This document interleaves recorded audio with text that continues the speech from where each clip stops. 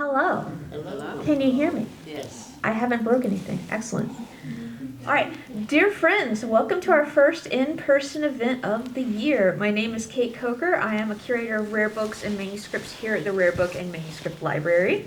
A few housekeeping notes. We will be recording today's lecture and putting it online on our Illinois RBML YouTube channel in the coming weeks. So if you know anyone who is looking forward to this talk and had to miss it, they will have the chance. After the talk, we will have time for some brief Q&A, and we hope you will stay to view some of the texts we have brought out from our collections to share. I happen to know if you have additional questions for Elias after the Q&A, he will do anything for a cup of coffee, so plan accordingly. Yep. Before we get started, we would like to note that as a land-grant institution, the University of Illinois Urbana-Champaign has a responsibility to acknowledge the historical context in which it exists. In order to remind ourselves and our community, we will begin this event with the following statement. We are currently on the lands of the Peoria, the Kaskaskia, the Piankashaw, the Wea, the Miami, the Mascoutin, the Odawa, the Sauk, the Meskwaki, the Kickapoo, the Potawatomi, the Ojibwe, and Chickasaw nations. It is necessary for us to acknowledge these native nations and for us to work with them as we move forward as an institution. Over the next 150 years, we will be a vibrant community inclusive of all of our differences, with native peoples at the core of our efforts. We also consider the reclamation, documentation, and stewardship of historical and literary materials the core mission of the RBML, as well as ensuring their accessibility to the public. Events like these are a major part of that work, but so are the classes we teach and the everyday tasks of ensuring our patrons and visitors are assisted with the information they need. Professor Petrou's lecture and his book, Higher Education in Constantinople in the 15th Century, just released this past winter, also examine the history of intellectual continuity, textual and material preservation, and above all, the cultural necessity of maintaining a record of the past. This is how the humanist scholars of the Renaissance recovered and transmitted works of antiquity, and this is how today's scholars and librarians work to safeguard all of our histories for the future.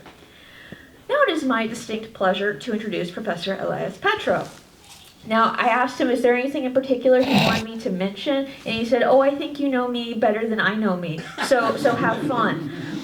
This could get dangerous, so I am keeping it boring.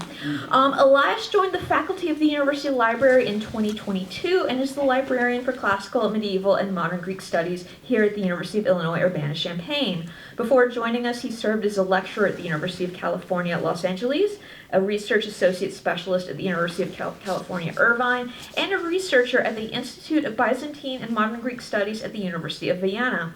He received his doctorate in Byzantine history from the University of Ioannina in Greece in 2017.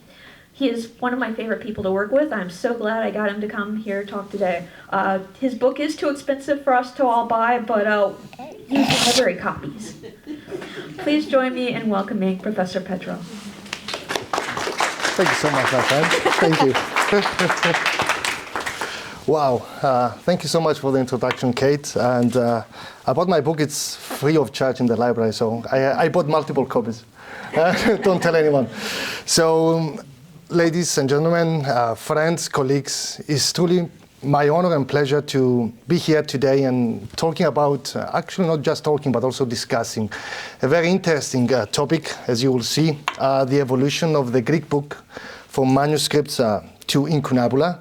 And first, allow me officially to thank Kate and the entire team of RBML for their extraordinary work with rare books and materials. Whenever I am not in my office in Literatures and Languages Library, you'll find me here playing with their toys, and I'm so thankful that they are sharing them with me. Also, some of them will have the opportunity to see them after the lecture in the room next to me. Also, I would like also to thank the entire library and its people, because whatever you're going to see right now, all the information, the products of my research, it was possible because of them, because of their good stewardship and development of the collections, because our main library is actually the envy of the research academia, and I'm so honored to be part of this institution. And I'm able to share with you some very interesting results and take you through a journey actually from medieval times, from Middle Ages to Renaissance. And although it looks a bit boring, it will be fun, trust me. My today presentation aims to present much more of what the title promises, meaning the transition from manuscripts to incunabula. Let's talk about some terms first to make it as clear as possible. Manuscript is a text written and reproduced by hand, typically on materials such as parchment or paper, making each copy unique and often reflecting the labor, skill, and context of its scribe. So you can imagine that during Middle Ages and before actually the invention of typography, when everything was happening by hand, you can imagine that a book, especially a big and very luxurious book, was taking not just months, but in sometimes years, and was extremely expensive. Now, let's see the other term, which is one of my favorites, incunabula. Incunabulum actually derives from the Latin language and literally means swaddling clothes. The clothes were wrapping the babies, the infants. And because it's referring to the early books, the early products of typography until the early 16th century, the babies of the typography. So it makes a connection from manuscript to the first books. So as you will see, the evolution of the Greek book was shaped not only by a change in form, from manuscripts to incunabula, but also by a shift in geographical space, from east to the west, and in historical time, from Middle Ages to Renaissance. Facts which, what I mentioned before, I want to show again. In my recent published book, Higher Education in Constantinople in the 15th century. In fact, this multi-phased evolution of the Greek book was actually the main reason that saved Greek language. Classical knowledge and culture from extinction and inherited to the future generations until our days. Today, if we can read Aristotle, Euripides, Homer, or if we can study Plato, if we know about Archimedes and Herodotus, and if we know the meanings of democracy, at least for now, and the fields of psychology, astronomy, and many others, if we are using words such as oxygen, Philadelphia, or one of my favorites because of the origin, idiot, and ask me later, I can give you the unnecessary information of the day, we owe this to that specific evolution of the Greek book, at that specific period of time, at that specific geographical space.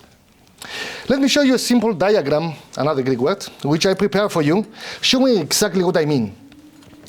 If this straight line depicts the lifespan of the Greek language, scholarship, and culture from antiquity at the left to the modern times at the right, you can notice that there is a bottleneck point at that spot, meaning that the continuity of the Greek element came one step from oblivion.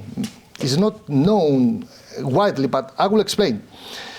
Today I will tell you the story of that bottleneck, how Greek learning survived at the last possible moment and ultimately became one of the foundations of Renaissance and global scholarship. But before we can understand this moment of crisis, we must take a step back and consider the condition of Greek language and literature in the centuries that preceded it. For this reason, I will briefly take you to the medieval East, to Byzantium, and its rise due to the Greek book. The Byzantine Empire was, in essence, the continuation of the Roman Empire, as we know, in the Eastern Mediterranean. The Roman world had already inherited the Greek classical literature and learning from the Hellenic East, and Byzantium in turn became their principal guardian. By the 5th century, Greek had effectively become the empire's dominant language, though its use was much older, however, as we'll see. For example, manuscripts such as the 4th century Codex Sinaiticus, today in the British Museum, written in Greek majuscule script, the oldest Bible as we know, testify to this continuity in majuscule Greek. Thousands of further manuscripts followed, especially after the development of Greek minuscule writing in the 9th century. Today, Greek Byzantine manuscripts preserved across the world demonstrate Byzantium's central role in transmitting classical knowledge. For example, the Vatican Library, and I had the opportunity to visit all these places, and really they're amazing.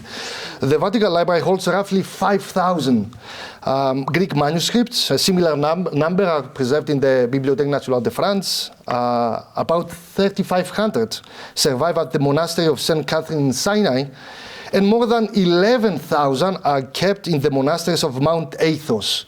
Well, we are very proud. A few are even in the room next to us, and we're going to see some of them.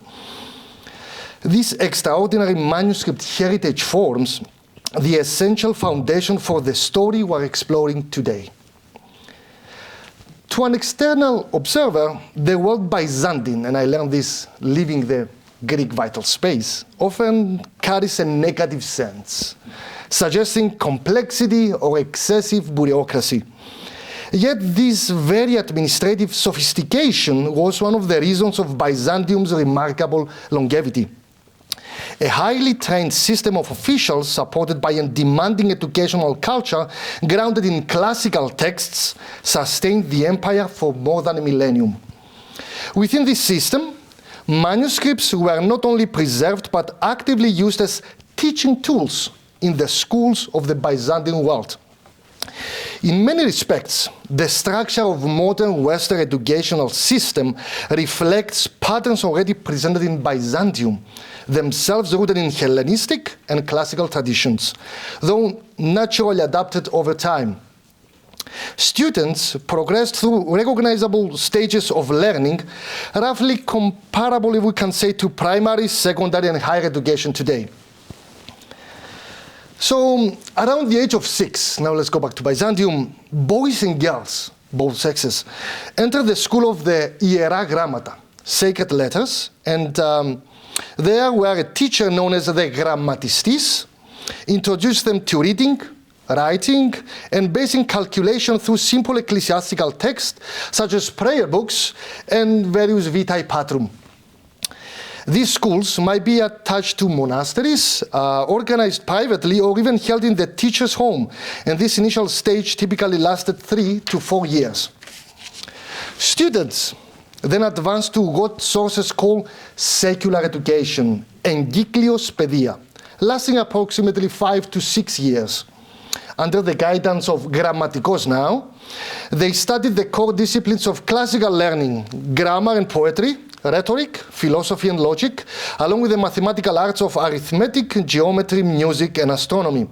Traditionally grouped as the trivium, 3, and quadrivium, 4 sciences. Because this curriculum centered on classical Greek authors rather than purely religious text, it was, I found it many times in the sources, described as therathen pedia, the education outside the doors. The Greek education is not religion, it's Greek. So I came across also some other sources when various scholars of the 15th century are describing the importance of education. And Joseph Rienius, at the early 15th century, he's writing a beautiful work, De Consumatione Monti, in which he describes the, if I can say in a few words, the lucky number 7. So 7 controls our lives, according to his work. 7 are the planets, according to theirs. 7 are the parts of the body, according to them. And also 7, if you want to be educatus, if you want to be educated and right, let's say, in the elite of the Byzantine world, you need to know these 7 courses, these 7 topics.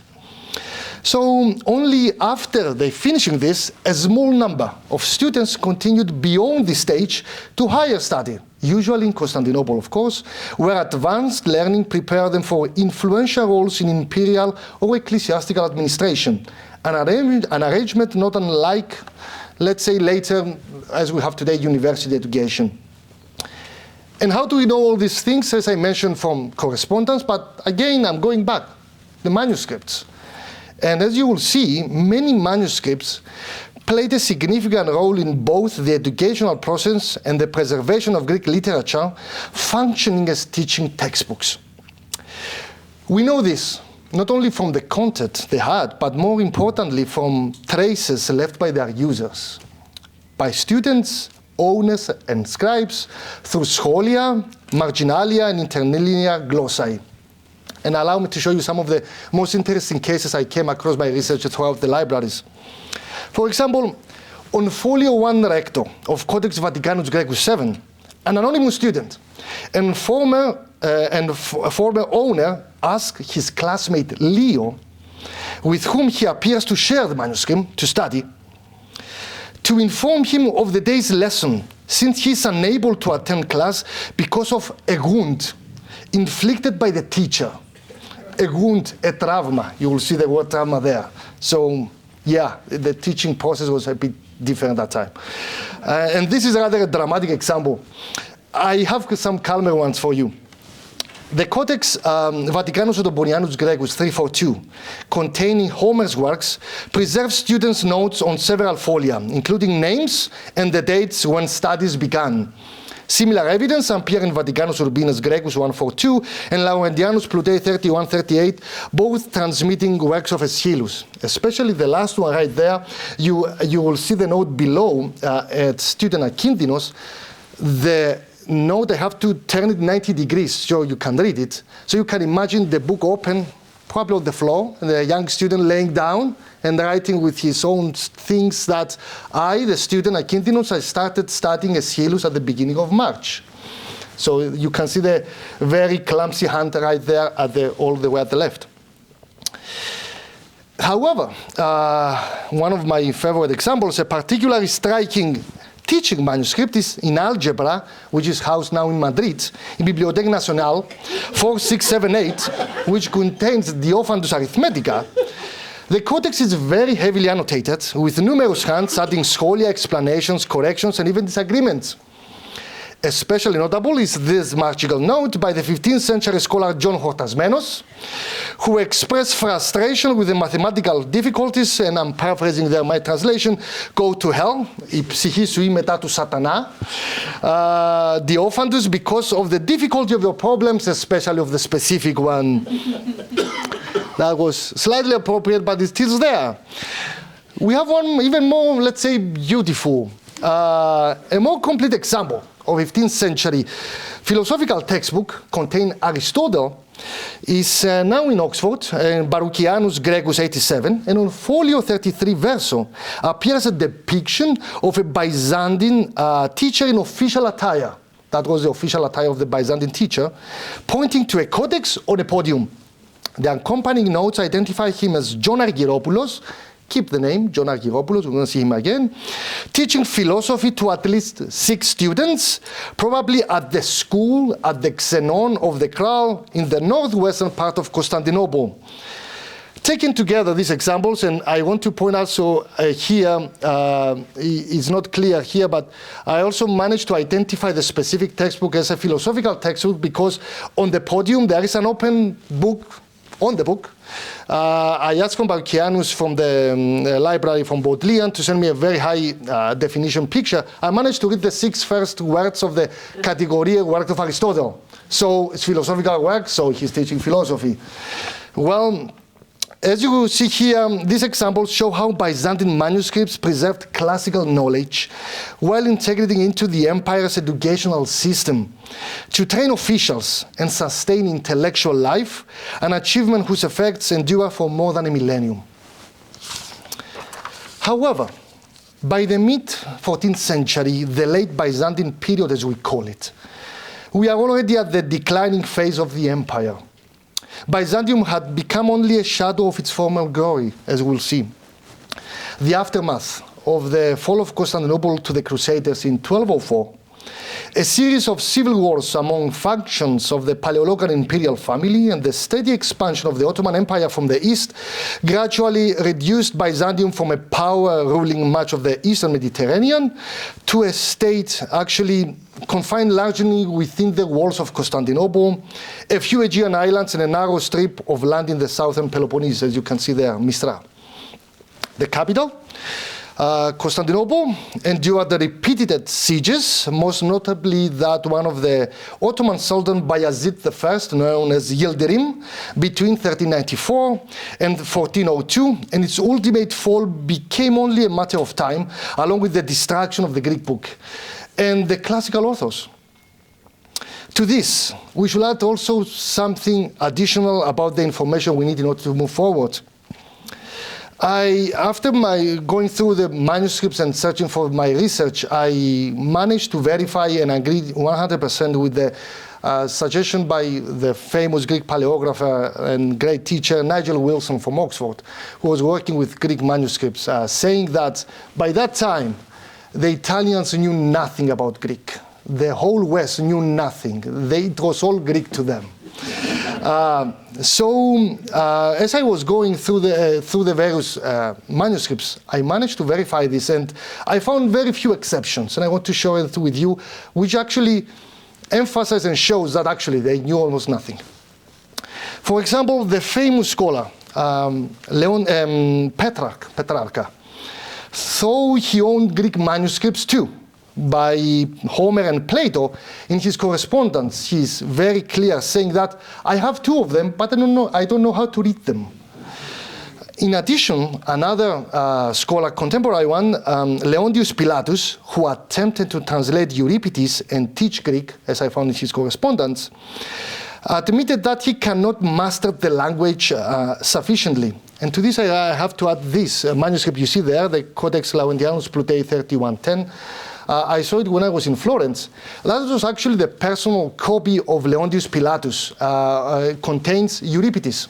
And what you see here is Hecuba, the work of Hecuba. And you see all these various notes between the lines, what we call glossae.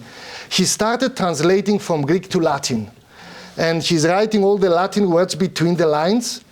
And he stopped there, at the number 6 recto. The whole book contains 400 pages. I am sure that by 6 pages I'm done. It's not possible. I don't know Greek, I stop it. And to this I should add that I came across some other details which I look forward to research more. A monk, probably an emigre from Constantinople during the end of the 14th century, Simona Tumanus. He moved to Italy in Calabria, and he was teaching the local bishops. So far, I didn't find any solid information or a solid manuscript from him, but I look forward to see more. But as you can see, they knew nothing. So I started digging further and trying to put all the pieces together. I refer to the following section as the butterfly effect of the Greek book, a historical analog to the chaos theory, in which a series of seemingly unrelated events ultimately led to the preservation of the Greek language and literature, the transfer of the Byzantine manuscripts to the West, and the incorporation into the intellectual forces of the Italian Renaissance.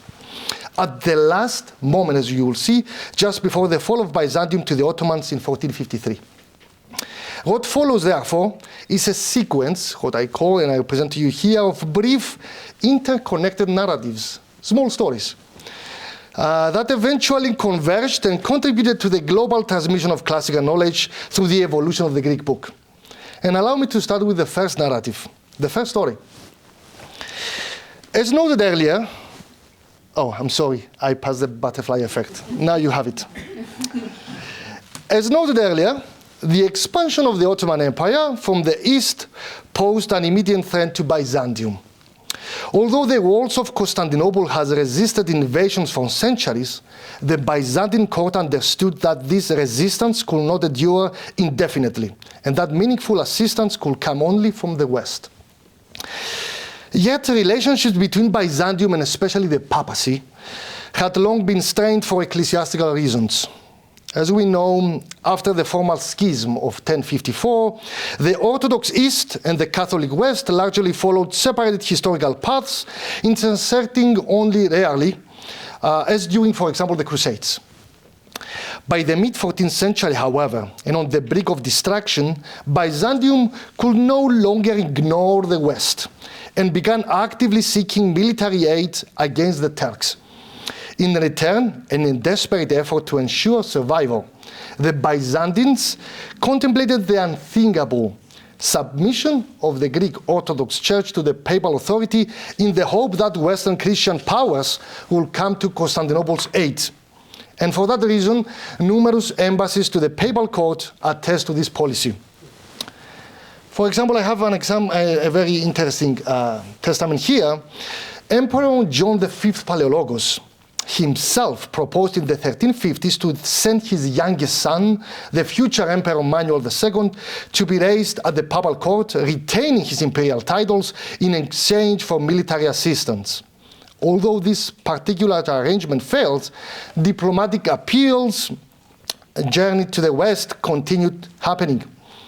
Several decades later, after his ascension, the boy that was promised to go to the West, Manuel II Palaeologos, personally journeyed westward, traveling to the courts of the West of Venice, Florence, Paris, ending up in London, accompanied by a large embassy and lavish gifts.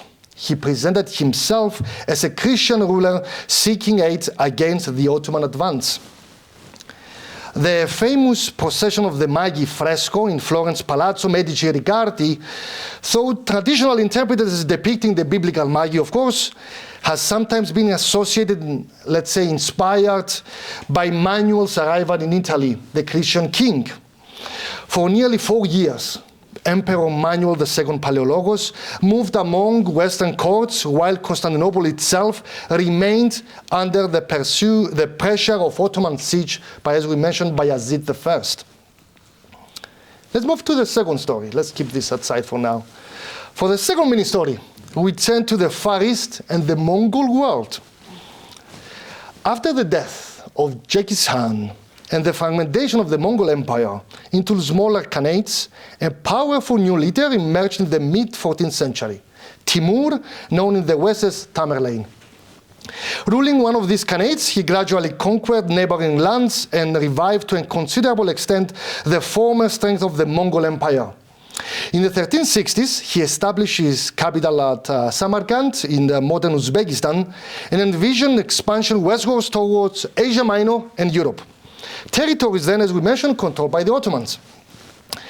In the early 15th century, Timur's armies entered Asia Minor and confronted the forces of the Ottoman Sultan Bayezid I, who again, I will say many times, at that time was sieging Constantinople.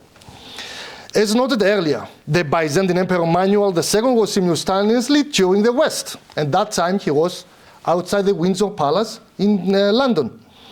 In July 1402, on the plains of Ankara, Timur defeated Bayezid in a battle with a decisive importance. Employing mobile step-style tactics, disrupting supply lines, and using forms of guerrilla warfare, he shattered the Ottoman army and captured the Sultan himself.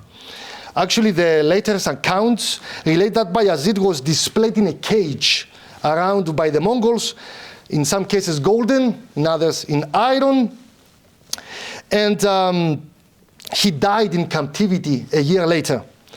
The Ottoman defeat at Ankara temporarily destabilized the Ottoman Empire, leading to civil conflict among Bayezid's sons over the succession.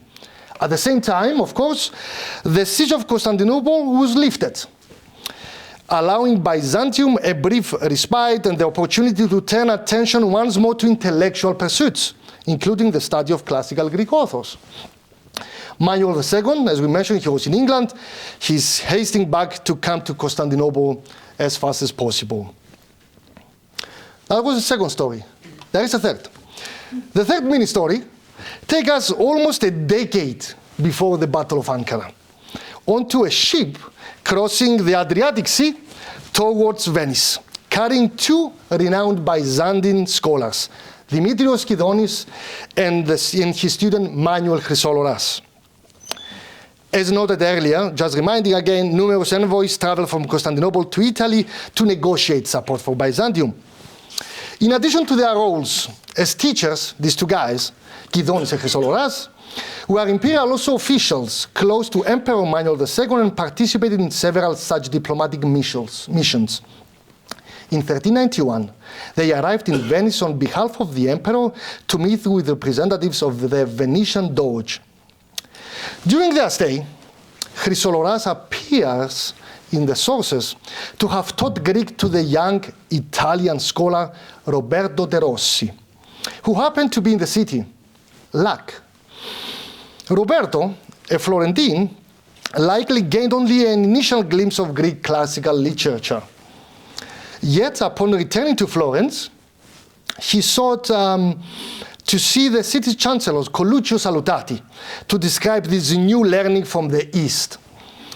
Impressed by Roberto's account, Salutati resolved to send another Florentine student to study with Chrysoloras, and if possible, to persuade the Byzantine scholar to relocate to Florence. His name was Jacopo Angeli da Scarperia. So Jacopo arrived in Constantinople to begin studying Greek under Chrysoloras.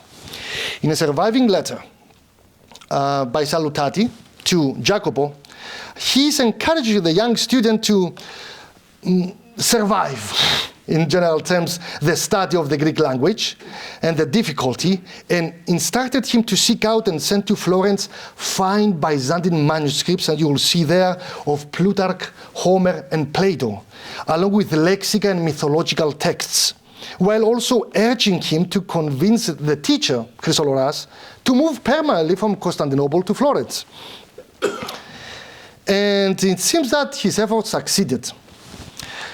Salutati's invitation actually offered to Chrysoloras, here I have, let's say in terms, the offer letter of Coluccio Salutati to Chrysoloras, offering him an annual salary of 100 florins to move to Florence and teach Greek.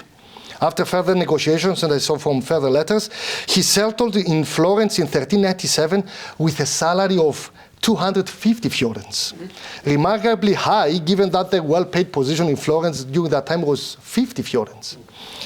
So yeah, it seems during that time studying Greek, and I know from personal experience, was much more profitable. So Chrysoloras taught in Florence for approximately 5 years. By late 1402, he departed for Pavia, citing a severe outbreak of plague.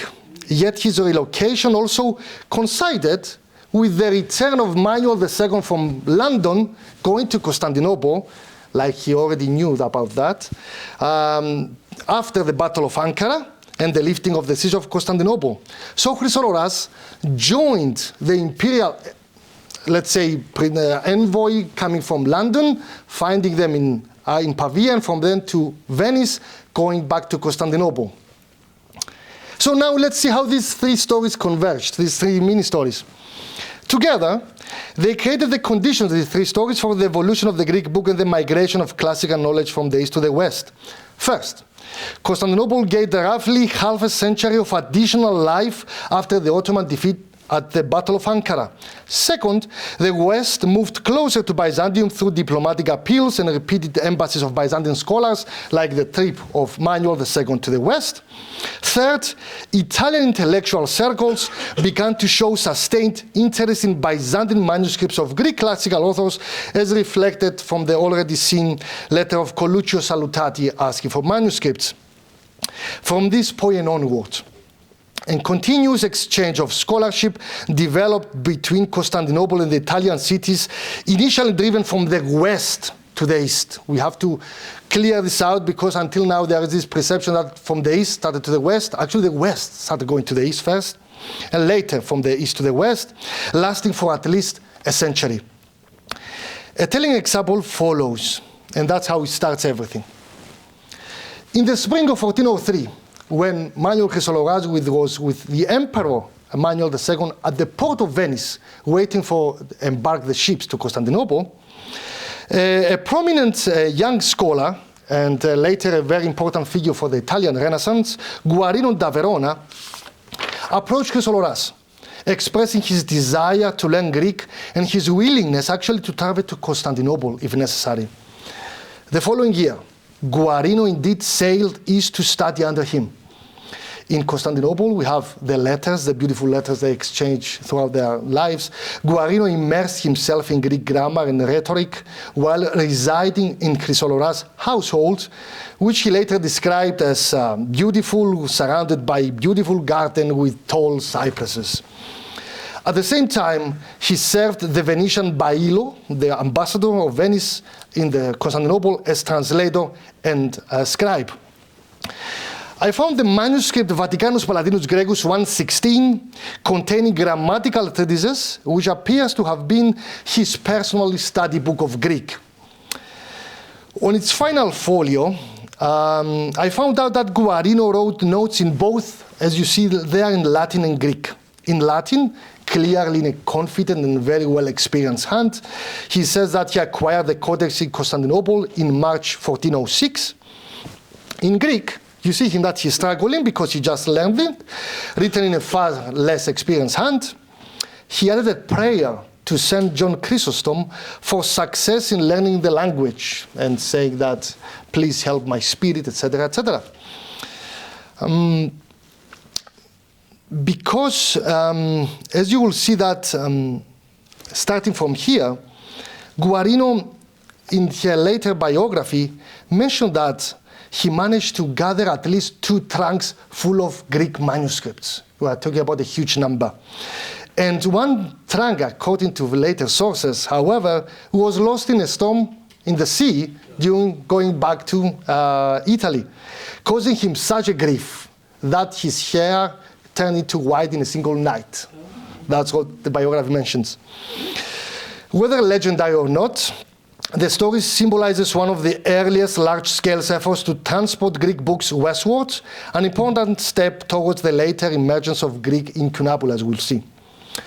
Now let's go to the second case of, following Guarino's example, another prominent Italian scholar traveled to Constantinople to study Greek and acquire manuscripts, Francesco Filelfo. He followed a similar path. They are friends with Guarino, and I studied his letters with Guarino's and asked him, what did you do so I can do the same? He became also a student at Manuel Jesoloras, and also he served as translator and copyist at the Venetian Bailo in Constantinople. Yet Filelfo went one step further. Because Manuel was frequently absent of diplomatic missions, Manuel Jesoloras, we said that he was traveling, Filelfo searched for a different student, a different teacher, and studied primarily under his nephew, John Jesoloras. John Jesoloras was also a distinguished teacher, and he was very close connected to the imperial court. He was actually married to an illegitimate daughter of the emperor of Byzantium, of John V. And so he was somehow imperial lineage. So he was also living in his teacher's house. Living in John's household, Filelfo became closely integrated into his family and eventually married his 14-year-old daughter, Theodora Jesolorina Doria. During his years in Constantinople, Filelfo assembled a substantial collection of Greek manuscripts, which he carried back to Italy together with his young wife and their newborn son, Gianmario Filelfo. Some of these manuscripts, as I have here a small example, were inherited from his father-in-law, while others were copied specifically from him at the very famous imperial scriptorium of the Xenon of the Crown. And a generation later, what is very interesting, in the early 1440s, Filelfo sent his son, that young boy, Gianmario, to go back to Constantinople to study Greek. And just as himself had done before, and this time under the celebrated teacher, John Argyropoulos, the guy we saw sitting on that throne. Letters, however, from Filelfo to Argyropoulos suggest that the young student preferred the pleasures of the city than his studies.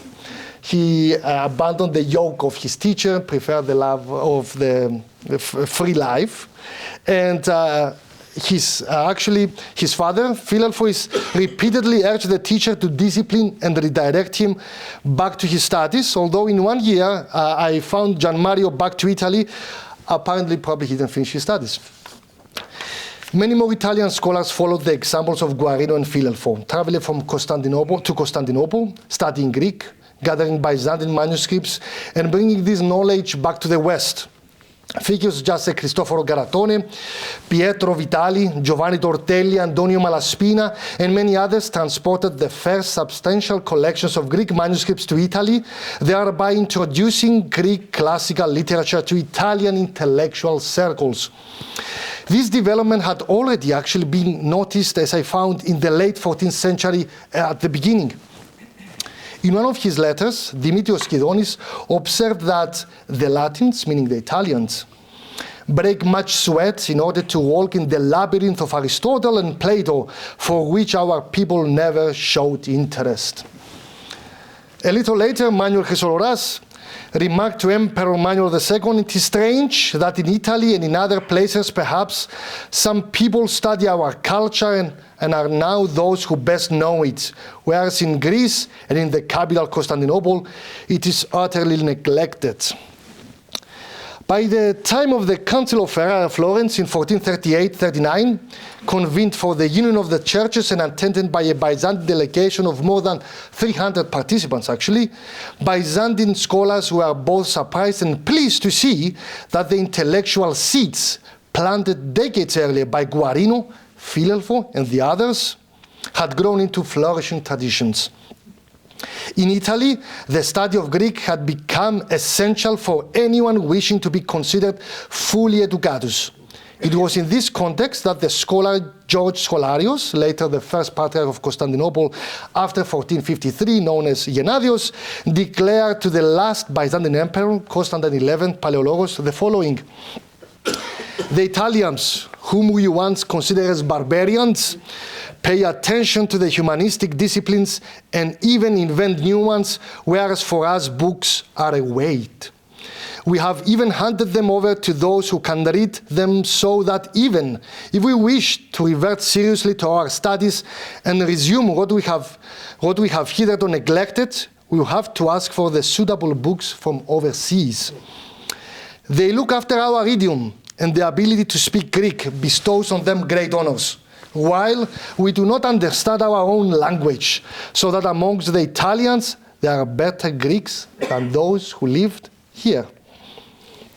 Only a few years later, in the early 1450s, Pope Nicholas V established the earlier form of the Vatican Library, composed largely of Byzantine Greek manuscripts.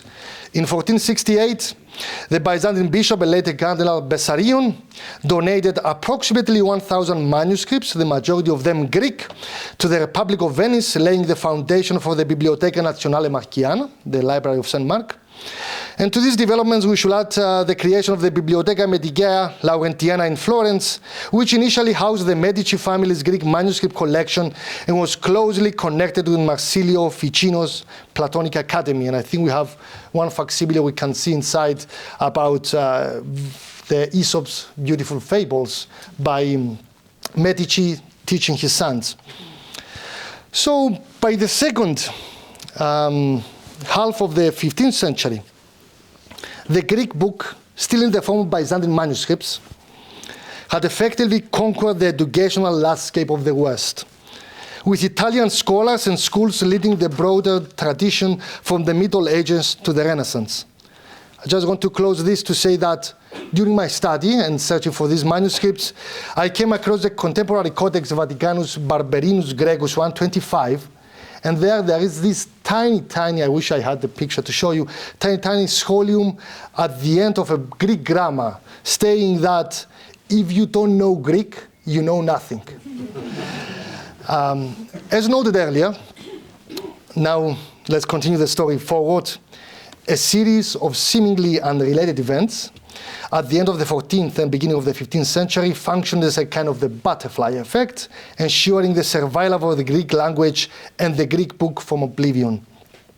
One additional development that we're going to mention now contributed decisively in the same direction, far greater in scale and historical importance than the others, and is rightly considered a global milestone in the preservation and dissemination of knowledge. And of course, this is the invention of typography. We are all broadly, I believe, in general terms, familiar with how Johannes Gutenberg, creation of movable metal types around 1450s, transformed scholarship through the mass production of books, making them cheaper and more widely accessible. Although many here may know the technical details better than I do, we are in RBML after all, a brief overview is worthwhile, just to give the outline. Gutenberg, a goldsmith from Mainz in Germany refined and combined existing technologies into a reliable printing system. He produced individual metal letters cast in a Latin antimony alloy that could be arranged in frames, inked with thick oil-based pigment, and pressed evenly onto sheets of paper to create rapid, repeatable impressions. Using this method, Gutenberg printed what is often regarded as the first major book produced with movable type, the famous 42-line Bible. Approximately 180 copies were made, about them 135 are on paper and 45 on parchment, of which fewer than 50 survive today. Maybe our library sometime? Yeah.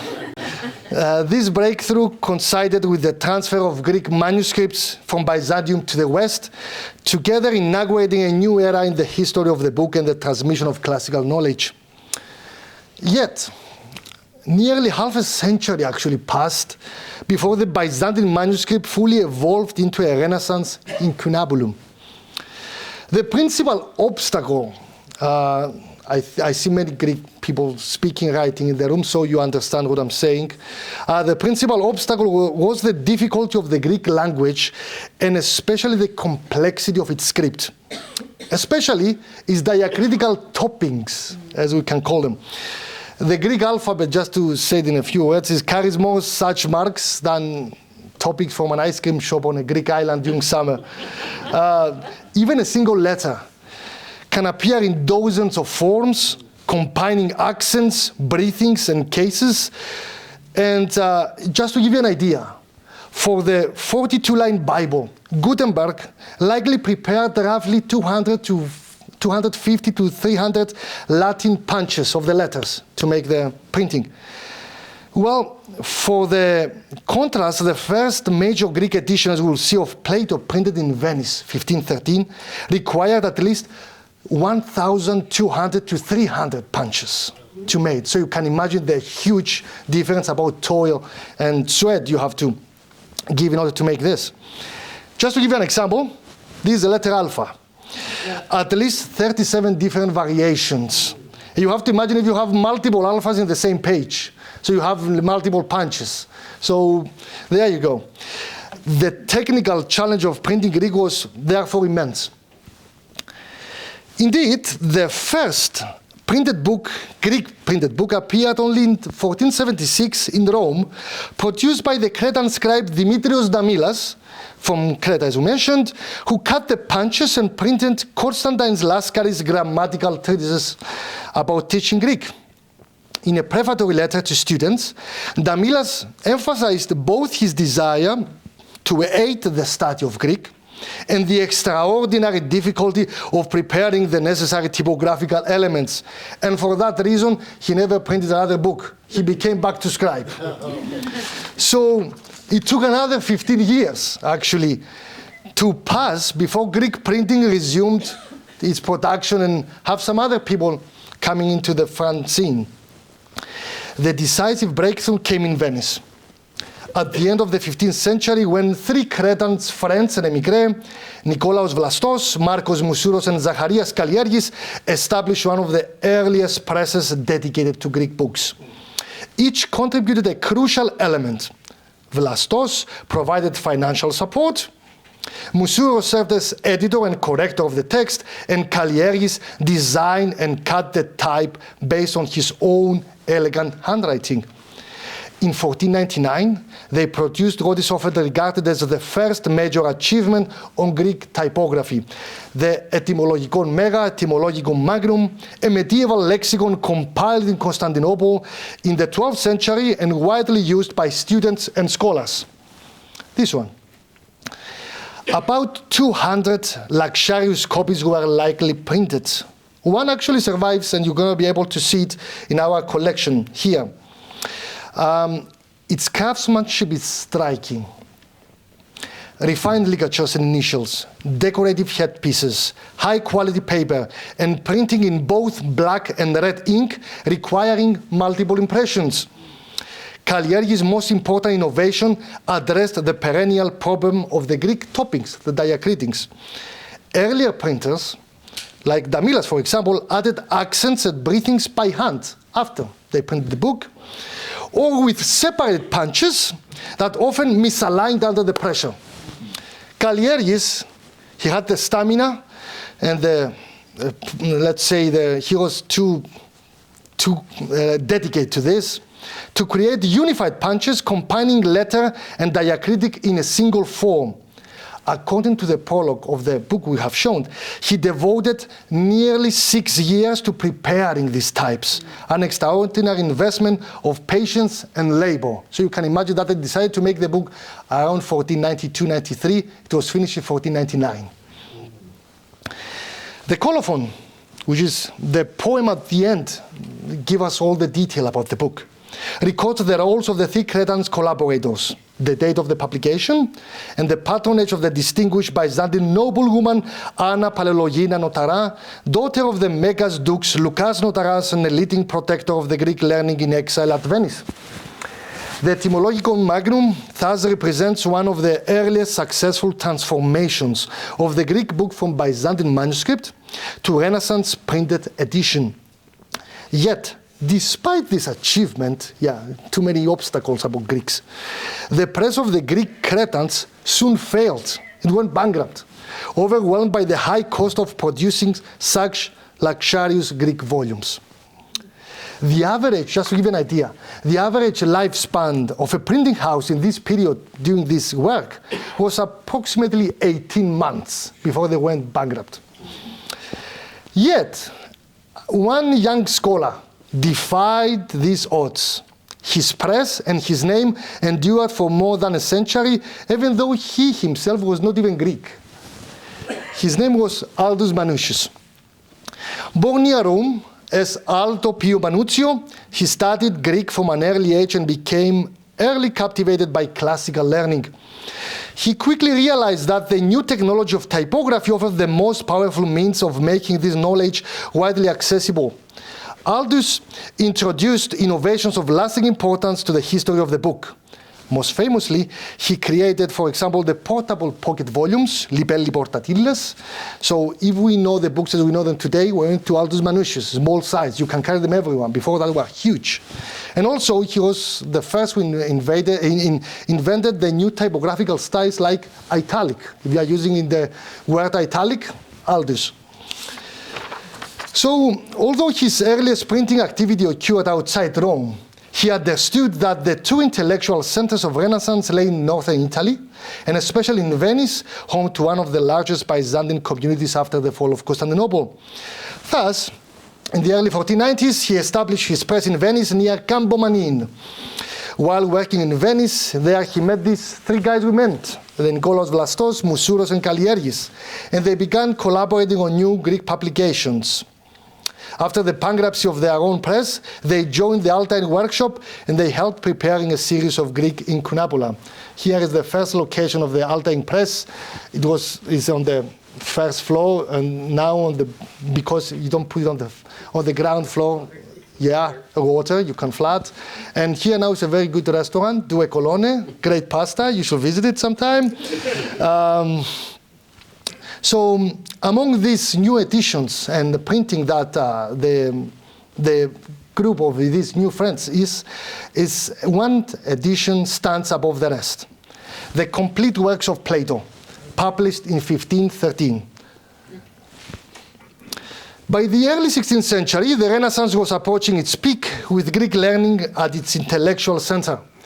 In May 1513, a new pope was elected. Leo X, born as Giovanni di Medici, second son of Lorenzo di Medici, the great Florentine statesman. He was educated in Greek from childhood and deeply committed humanistic culture. And we have his textbook here, you can see it inside. Leo represented an extraordinary opportunity for the promotion of Greek letters. The Altine press at the same time had long been preparing a complete Platonic corpus, and the edition was nearly finished when Leo X ascended the papal throne. Aldus and his collaborators therefore dedicated the work to the new pontiff, praising his learning and seeking actually papal support for the wider diffusion of Greek language and literature. Aldus Manutius Plato is widely regarded as the epitome of early Greek typography and the peak of the evolution of the Greek book, owing to its exceptional quality, content, and near flawlessness. The volume consists of 502 pages of high-quality paper and presents for the first time in history the complete works of Plato, printed in dark ink and bound in fine leather. The book opens with a Latin letter from Aldus Manuscripts to Pope Leo X, dedicating the volume to him and praising his support and generosity. This is followed by a letter from the Cretan scholar Marcos Musuros, addressed to Plato himself, who happens to be in heavens. In this text, this letter, Musuros praises Leo X and implores Plato to come down from the heavens and go to the Vatican and find the Pope and praise him as the great supporter of the Greek classical learning. At the end of the volume, after the Platonic works, a poetic colophon beautifully describes the features of the edition, once again praising the Pope as, the peacemaker, the farfighter against the wildfires of war, the restorer of the true education in Greek literature, the physician and healer of the scholarly sick Italy, the liberator of the enslaved Greece, the benefactor and corrector of the lives of the human race. Yes, and there is much more. Approximately 200 luxurious copies of this edition were produced, of which about 60 survive today. And we are fortunate to have one here since 2 years ago, and you're going to see it. As we have seen throughout the volumes of Aldus, praising Pope Leo X at every opportunity, and it appears that this strategy actually succeeded. The Aldine edition of Plato was printed in September 1513. Just 2 months later, in November of the same year, Leo X appointed 12 teachers of Greek language and literature to the Papal College in Rome, thereby securing the institutional continuation of Greek studies for decades and centuries to come, and helping to carry the Renaissance to its intellectual height. From such initiatives grew the classical libraries, departments, and scholarly institutions that will emerge the world in the centuries that followed, including our own, founded at the end of the 19th century, which continue to sustain and transmit this intellectual legacy today. And so, as we arrived at the end of this journey, from the quiet scriptoria of Byzantium to the vibrant printing houses of Renaissance Venice, we may begin to understand that the evolution of the Greek book was never merely a technical transformation. It was not only the passage from parchment to paper, from manuscript to movable type. Rather, it was a story of survival, transmission, renewal. It was the story of scholars, teachers, students, emperors, printers, and patrons who often in moments of uncertainty and crisis, whose preservation over oblivion and knowledge and choose over silence. Because of their effort, the fragile chain of Greek language, literature, and thought was never broken. Instead, it was reforged, stronger, wider, and more accessible, shaping the intellectual foundations of the Renaissance and ultimately of the modern world. Every time we open a classical text today, every time we encounter a Greek word embedded in our sciences, our philosophy, or even in our daily speech, we participated, knowingly or not, in the long continuum of cultural memory. Allow me to close with the letter of one of the founding fathers, Thomas Jefferson, to his friend and Greek scholar Adamantios Korais, dated on October 31st of 1823, where he describes the United States experiments as a continuation of that classical knowledge. I shall fancy it a tribute rendered to the minds of your Homer, your Demosthenes, and the splendid constellation of sages and heroes, whose blood is still flowing in your veins, and whose merits are still resting as a heavy debt on the shoulders of the living and the future races of men. Jefferson's substantial personal library of Greek books became the nucleus of the modern Library of Congress after the burning of the US Capitol in 1814. And this is precisely why the work of libraries, collections, and scholars remains so vital. The books preserved in places such as the library are not silent relics of the past. They are living witnesses of a civilization's endurance. They remind us that knowledge survives only when each generation chooses to safeguard it, study it, and pass it forward. Therefore, I will close by returning to the beginning, to gratitude. I wish once again to thank the Rare Book and Manuscript Library for the invitation and for their dedication to preserving and sharing this extraordinary heritage. And I thank all of you for joining us today. Thank you so much.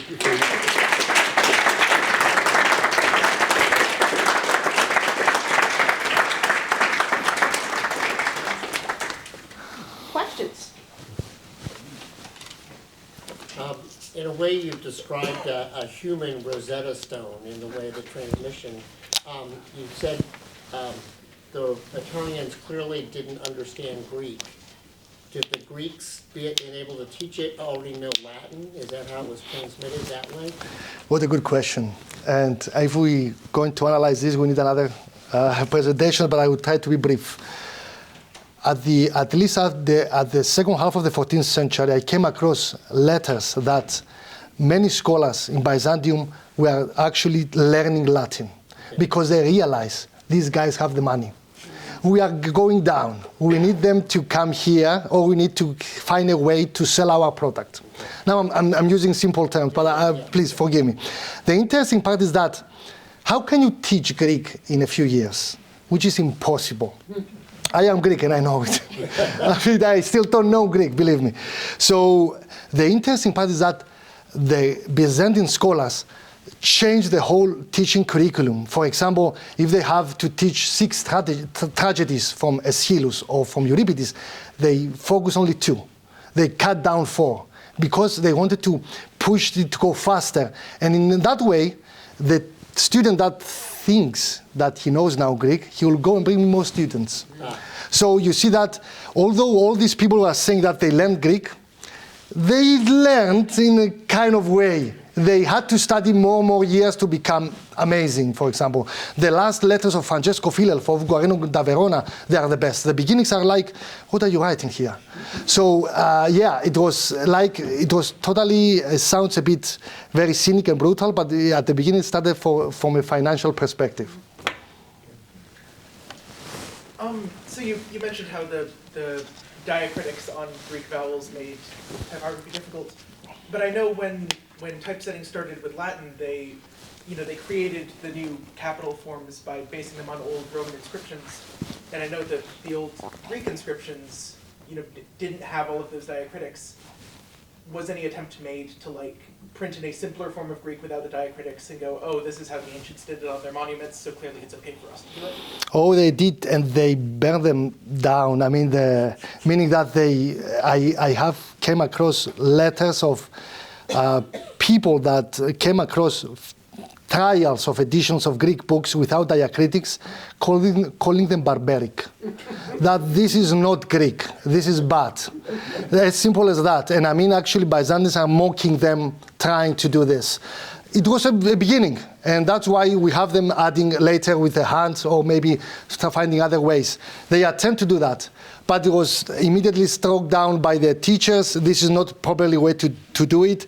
If you go back to the epigrams and all these inscriptions, we're talking about majuscule. The majuscule was gone away by 9th century. So now we are writing in minuscule. You want to use breathings in order to know how to read, how to take the breathings and all this stuff. So if you don't have the breathings, we don't want you.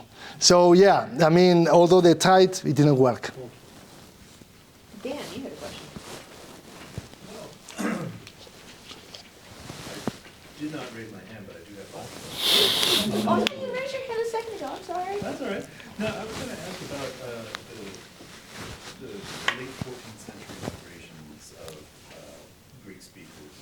You mentioned a few specific examples, and I'm just wondering so there was a Byzantine guy in London, for example. But at what point does that westward connection become physical?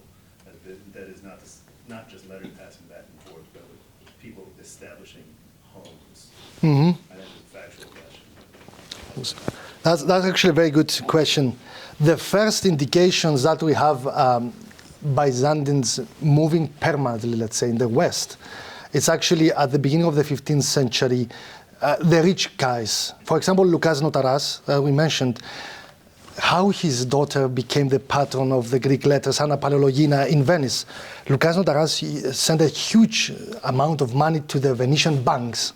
And from the interest, her daughter survived there for the next years. But going back to, let's say, late 14th century, what we mentioned, that we have the first moving permanently there, I think then the first notice I found someone to becoming actually a citizen is Dimitrios Kidonis, for example, the teacher of Manuel Chrysoloras. He became citizen of Venice. And at the same time, a few months later, he became citizen of Florence. These two guys, the Florentines and Venetians, they're always in conflict, and in conflict in intellectual culture. So they realize, okay, the Greeks actually they have something to offer. So they're giving them actually citizenships. They can move there, they can stay there if they want to, but in the letters, for example, I have for Dimitrios Kidonis many times, he goes to Venice and says, I cannot live here. I need to go back to my books. I want to go back to my people that can understand better that time. And he's always returning back. The first permanent is by Chrysoloras for the 5 years, who is moving to Florence. And you see, after 5 years, he wanted to go back again. So yeah, I mean, they're coming, living for a few years until permanently they will move massively after the Council of the Ferrara Florence. When they go there and they realize that all the pre-work that happened, and they are admiring them, they're like demigods. We want to have a teacher in our backyard, and they are opening their houses, they are funding everything for them, they are giving them money, huge salaries, they are opening scriptoria, etc., etc. Then we have the massive moving, and then actually they are closing the doors. Now, after the fall of Constantinople, whoever passed. So we have many Byzantines begging the other Byzantines already there. Can you find me a place? Is there anyone who can offer me a position? Can you beg to give me an extra salary at least to survive? So it was, at the beginning, it was very slowly opening, everyone's coming, and later everything is closing. One more question. Yeah, I guess I was wondering, just in the overview of kind of the educational system, and then where kind of law, the transmission of law and things fits in with this, since it's kind of a side issue, and that was something I know has kind of already been established in the West, so sort of independently. So I was wondering if there is overlap in those areas as well. That's a good question. Thank you so much. I mean, law is very important from Byzantium because of the bureaucracy, of course, and all these various rules and canons and et cetera, in the political and ecclesiastical administration. I mean, let's not forget Codex Justinianus coming all the time, coming until the 15th century. They are not learning about law in these 3 stages of education. In the higher education, when they go, let's say, to the university and go next to someone who actually knows, they're going to go inside law. They're going to learn all the details and become, if I can say the modern term, lawyers. Or they can go to the court, or becoming ecclesiastical law, canon law, and learn about the ecclesiastical rules. So you see, at the beginning, until the age of 15, 16, they are learning them all these 7 topics, these 7 sciences, and then after they master them, they are able to go to law. Because all these 7, you are not learning them at the same time. It's like stages. I mean, if you master the number 1 and number 3, then you can go to 4. If you master 2, then you can go to 5. Because you cannot, for example, study Byzantine music, let's say, if you don't know mathematics, or if you don't know grammar, of course. So you see, it has to go through all these stages, so they can go to the ultimate, like, for example, law or becoming physicians, becoming doctors. Yeah, it's a whole story, and yeah, so many presentations. Thank you so much for the ideas. So thank you all for coming. We do have books on display in the reading room. I will be in there, happy to answer any questions. We'll ask you to leave food and drink and your bags outside. Please help yourself to the snacks. If you want to talk to Elias more, bring him a cup of coffee. I will get my own. How about thank you.